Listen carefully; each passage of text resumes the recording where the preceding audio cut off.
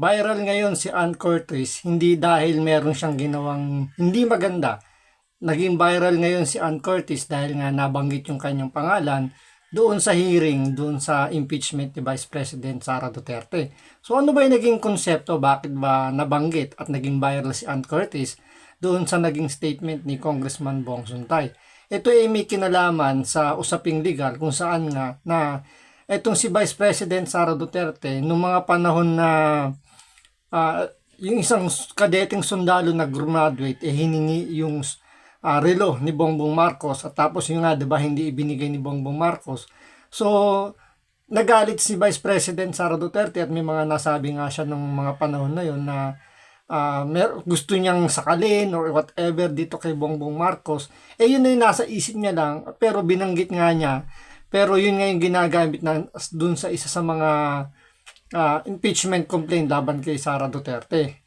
Ngayon, pinaliwanag doon ni Bong Suntay na hindi naman krimen yung ano man yung tumatakbo sa isip mo pero hindi mo naman ginawa. So, hindi siya punishable by law. Pero ito ngayon yung ginagamit ngayon kay Congressman Suntay para sirain yung kanyang naging statement. At pinalalabas ngayon itong si Ann Curtis ay isang kumbaga parang nabastos, 'di ba? Ganyan. Tapos andyan na yung mga connection na nangyayari, yung mayroong mga nakikisawsaw na mga ibang artista, mga ibang influencer na kababaihan na sinasabi nga na dapat daw wag daw ganun, no? Parang wag bastusin yung mga babae sa mga ganung klaseng aspeto. Pero ano ba yung ano rito? Ano ba yung pinakapunto? Bakit ba nabanggit yun ni Congressman Bong Suntay? At the same time, na ipaliliwanag din ng isang babae. Dahil nga babae yung issue dito, dapat babae rin yung sumagot para mas maintindihan natin na wala namang mali siya doon sa sinabi ni Congressman Bong Suntay. Depende na lang sa mga taong kung paano nila i-accept yung naging remarks ni Congressman Bong Suntay. Kaya ito, panoorin po natin galing sa isang babae na ano ba yung take niya rito sa nangyaring pag-name drop dito kay Ann Curtis regarding dito sa issue ng impeachment ni Vice President Sara Duterte. Kaya kung hindi ka pa nakasubscribe sa Makapili TV, baka naman pwedeng pakipindot po muna yung subscribe button at the same time palike na rin po ng video. Wala naman pong bayad yan, kaya pindot na. So ito, panoorin po natin. Joey, naalala mo yung nag-perform si Ann Curtis, nakita singit, kinanta yung Shine Bright Like Diamond. Di ba trending yon at nabas siya kasi ang bastos daw. Oo nga, kasi hindi siya magaling kumanta. So pinakita na lang yung kalahati ng pepe niya. Ngayon, kung mangyari yan sa anak mong babae na ini-imagine na ibang lalaki ang anak mong dalaga, matutuwa ka ba? You cannot stop people from imagining things. Kung si Kitty Duterte binastos ng ganon, paniguradong umuusok ang tambutso mo. Araw-araw niyang binabastos si Kitty Duterte eh. Si Kitty nga walang pakialam sa inyo eh. Wala kang pakialam si Kitty sa inyo eh. Teenager pa lang si Kitty, binabalahurahan niyo na. Pero hindi iyakin si Kitty. Wala siyang pa, we deserve better, we deserve better. Wala siyang pa ganun. Kasi alam niya, tanga lang kayo. Alam niya, natatanga-tanga lang kayo. Kaya normal sa mga lalaki mang bastos, ganyan pati mindset niyo, babae ka pa naman, sabi ni Maria Veronica. Paano nga binastos? In-acknowledge lang naman ni Bong Suntay yung binebenta ni Ann Curtis. Ano ba binebenta ni Ann Curtis, Maria Veronica? Dapat sabihan mo rin si Ann Curtis na wag magbenta ng fantasy and desire. Ang business ni Ann Curtis ay magbenta ng fantasy and desire. Magbenta ng arousal. May bumili dun sa fantasy ni Ann Curtis, tas nagalit kayo. Wag ka mag-alala, mangyayari yan sa anak mong babae na pag naasaan din siya ng ibang lalaki. Kapag binastos ang anak mo, wag kang iiyak, sabi ni Randy. Alam mo, iba yung binastos. Yung bastos is overt act yun. Meron kang ginawang actual. Okay? If it is a figment of your imagination and there is no tangible act that pertains to it, it remains a state of mind. And a state of mind, it is not criminal. Wala siyang legal consequences. Kaya kayo tatanga-tanga kasi hindi nyo pinakinggan yung explanation ni Suntay. Dumiretso kayo kay Ann Curtis. Kapag binastos ang anak mo, hindi binastos ni Bong Suntay si Ann Curtis. In-acknowledge lang ni Bong Suntay na si Ann Curtis maganda at sexy at talaga namang nakakalibog si Ann. That is her commodity. That is the commodity. Ang ganda ng punto niya rito. Kasi yan ang hilig na gawin ng mga dilawan, ng mga tanso vlogger. Sabihin na natin, para in general na lang, mga Duterte haters.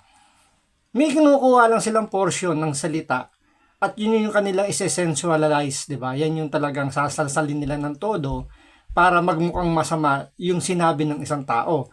Tulad nung kay Marcoleta, di ba? Tungkol sa West Philippine Sea. May pinakita si Marcoleta ang mga chinap-chap na mga salita para magmukhang totoo, para lumabas na masama si Marcoleta na pinamimigay niya yung Kalayaan Group of Islands. So ganito rin yung ginawa kay Congressman Bong Suntay. Kinuha lang doon yung remarks kung saan nga nabanggit niya yung pangalan ni Ann Curtis na sinasabi niya na gusto niyang pagnasahan.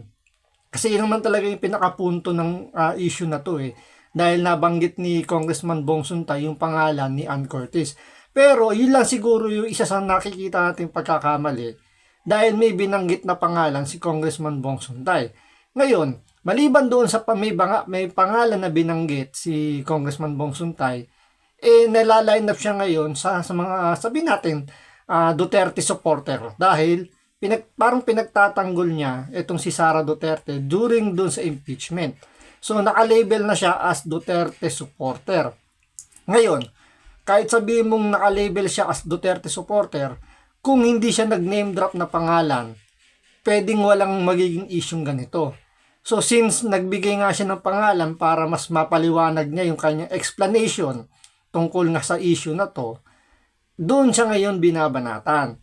Katulad kasi nung sinasabi nga, di ba, doon sa pinaka-primary issue dito, tungkol doon sa impeachment complaint, kung saan nga sinabi ni nag-file na na pinagplanuhan o merong gustong gawing hindi maganda si Vice President Sara Duterte dito kay Bongbong Marcos na gusto niya sakalin, gusto niya putulan ng ulo. Diba, may mga ganong remarks si Vice President Sara Duterte. Pero ang pinaka-essence lang naman ng sinasabi ni Congressman Bong Suntay, hindi naman yung punishable by law. Kahit nasabihin mong nabanggit mo yan, pero yan nasa isip mo lang naman, sinabi mo lang yung nasa isip mo na gusto mong gawin, hanggat hindi mo yan ginagawa, hindi yan punishable by law. Kagaya na sinasabi rito ni Miss Joey, na inacknowledge pa nga ni Congressman Bong Suntay itong si Ann Curtis, dahil nga napakaganda ng mga ginawa ni Ann Curtis dun sa mga pictorial niya, sa mga picture niya, di ba? So, ibig sabihin, bumebenta yung ginagawa niya, pero it doesn't mean na binabastos ni Congressman Bong Suntay si Ann Curtis. Kasi magkaiba talaga yun, hanggat wala kang intention talaga na ginawa mo ng actual, hindi mo pwedeng sabihin binastos, di ba? Doon pa nga lang sa binastos, medyo medyo hindi nakapani-paniwala yung pinalalabas nitong mga Duterte haters dito kay Bong Suntay. Dahil hindi naman yun talaga yung pinaka gustong isabihin ni Congressman Bong Suntay. Pero yan yung pinalalabas ng mga Duterte haters na binastos daw ni Congressman Bong Suntay itong si Ann Curtis. Pero ang totoo nun, inacknowledge niya lang yung ginawa ni Ann Curtis dahil nga bumenta. Kasi kahit siya di ba, na nabighani siya kay Ann Curtis, kahit sino naman hindi mabibighani kay Ann Curtis, di ba, dahil maganda nga, sexy. So, hindi naman dapat doon nakikita na binastos na ni Congressman Bong Suntay itong si Ann Curtis. Yun ay ina-acknowledge niya lang yung ginawang trabaho ni Ann Curtis. Pero syempre, dahil sa mga Duterte haters, dahil nga naka-align ngayon, naka-label siya as naka-align sa mga Duterte, kailangan nilang banatan yan kasi nga pinagtatanggol si Sara Duterte.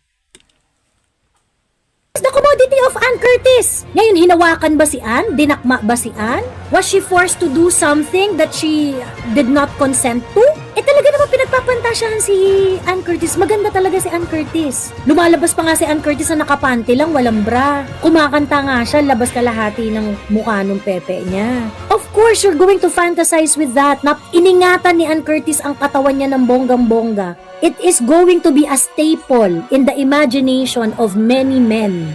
Gayon pa man, although I think Suntay and the wife do not really need to apologize, still they apologize. Nagpakababa sila. Ngayon, itong si Ann, na masyadong mataas ang ere, si Ann na naging bilyonarya, dahil sa kanyang pagbebenta ng arousal, ng fantasy at ng desire, pag-satisfy ng desire ng mga kalalakihan, ikinayaman ni Ann Curtis ang pagpapasexy at pagpapaganda sa show business para hangaan ng kalalakihan, kababaihan, at kung sino-sino pa. And when that is affirmed, you think it's pambabastos? Na pinagpatasyahan si Ann Curtis after mapanood yung pelikula niya. Hindi pala okay si Ann dun eh. Isuli niya lahat ng bayad. Refund na. Ito yung point. Diba? Nakita niyo yung pinakapunto rito ni Ma'am Joey.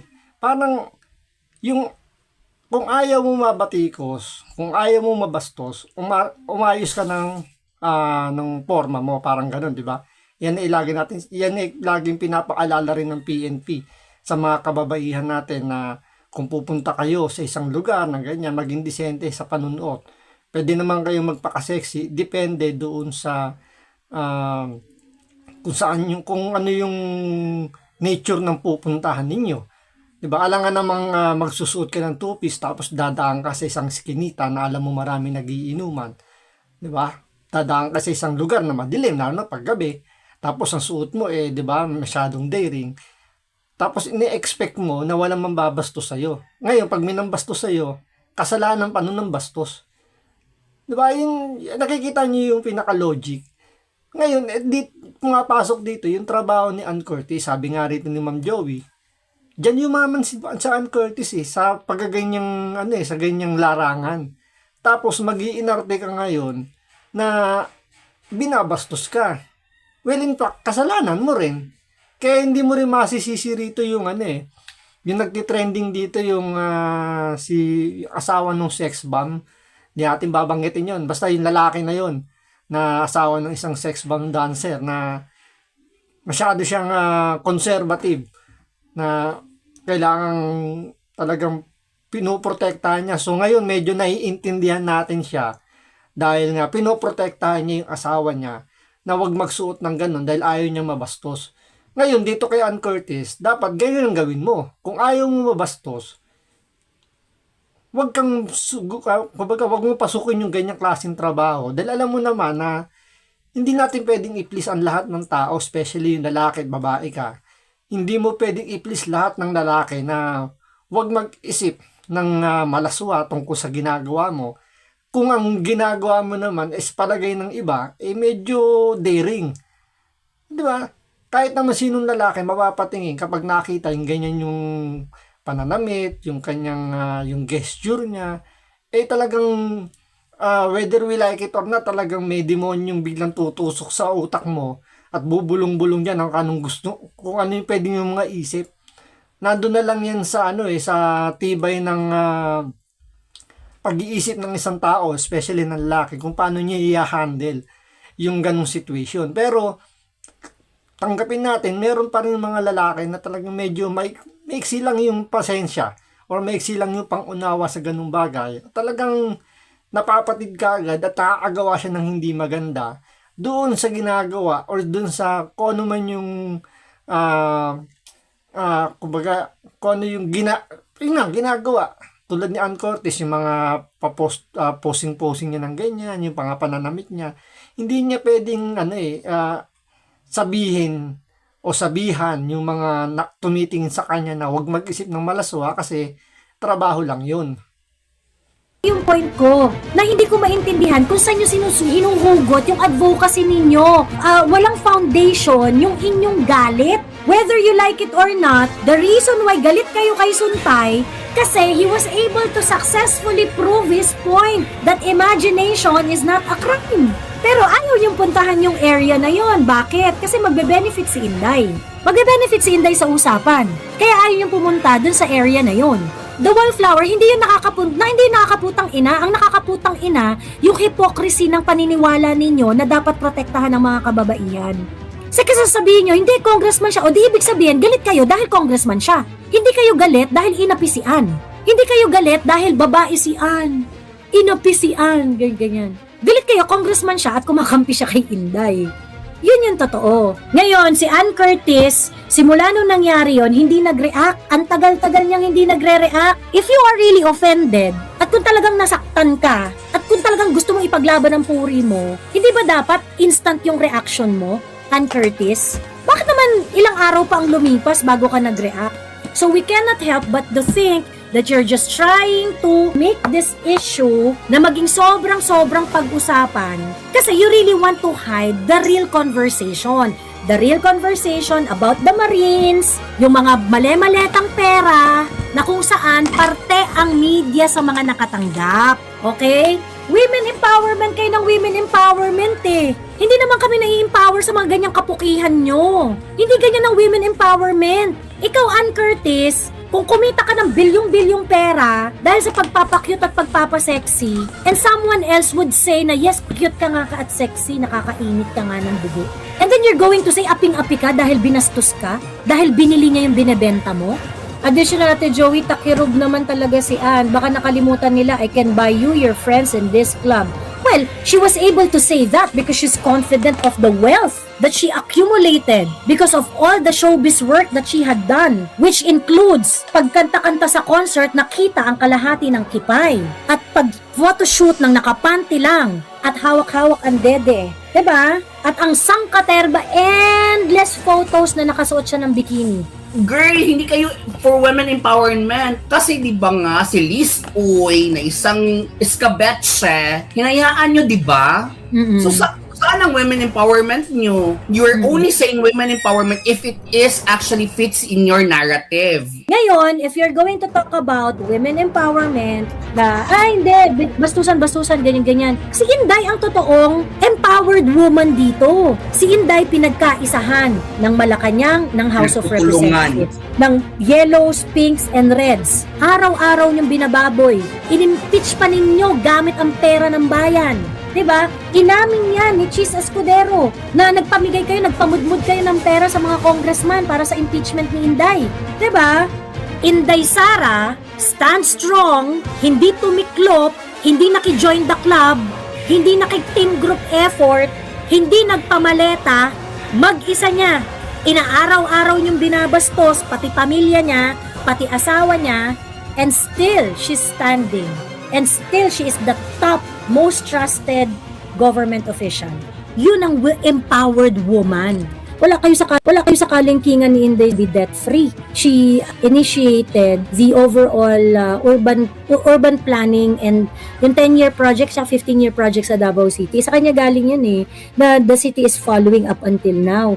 She negotiated several exportation deals with different countries to the benefit of Davao region. Davao region to the benefit of Davao region. Yun ang power. Yun ang woman empowered. Diba? Si Inday ang mukha ng empowered na babae. Diba? Lahat nga kayo, pinagkakaisahan nyo si Inday So kayo yung mga celebration nyo ng women, si-celebrate ninyo yung babae dahil cute. Ano ba? Hindi ko alam. Yung mga celebration nito nila, Gabriela, ng mga women empowerment kenambular nila. So parang, tangina, si Inday nga hindi nyo ma-celebrate simply because kaaway nyo si Inday politically. Sa totoo lang, the fact na Inday was a very strong mayor of Davao City, a mayor of a city that is very, very successful. She became a vice president. She received the highest number of votes in Philippine history. That is enough to celebrate her as a woman because that is a feat. Ang ganda ng punto rito ni Ma'am Joey, no? Tama nga naman. Bakit hindi si Vice President Sara Duterte yung mapili sa women empowerment, diba? Sa dami ng dinaanan niya, sa dami ng ginawa niya sa Davao City, pero hindi siya napipili bilang maging mukha ng women empowerment dito sa Pilipinas. Kasi ang namimili, Gabriela, mga kaliwa, meron silang panuntunan at sila lang ang pwedeng mamili. Sila lang ang pwedeng mag-categorize kung sino yung ilalagay nila doon. Since nga kalaban nila sa politika, itong si Vice President Sara Duterte, out na yan sa kanilang listahan. Pero pag sila ay namili, akala mo naman cool na lang sambahin nila yung pagiging girl empowered na sinasabi nila. Pero hindi nila naisip o hindi nila nakikita na yung may mga kasama silang mga immoral. Tulad na lang nung nakipagrelasyon doon sa kanyang driver, di ba, na pamilyadong tao na nakipagrelasyon siya. Pero kasama nila diyan sa nagbibigay ng girl empowerment na yan. So yung kalokohan na yan, gawa-gawa ng mga makakaliwa, ng mga Duterte haters, para lang palabasin na sila yung sila lang yung pinakamalinis. Pero hindi nila nakikita yung tingin ng tao sa mga Duterte haters ngayon, mga ipokrito. 'Di ba? Tulad ng nangyayari ngayon diyan sa issue ng kay Ann Curtis, na tinrabaho ni Ann Curtis yan ng ganyan yung kanyang sa ganyan larangan. Tapos mag-iinarte ka na binabastos ka. Well, in fact, hindi naman siya binastos. Yun lang ang sabi ng mga Duterte haters. At ngayon, sinasakyan ngayon yan.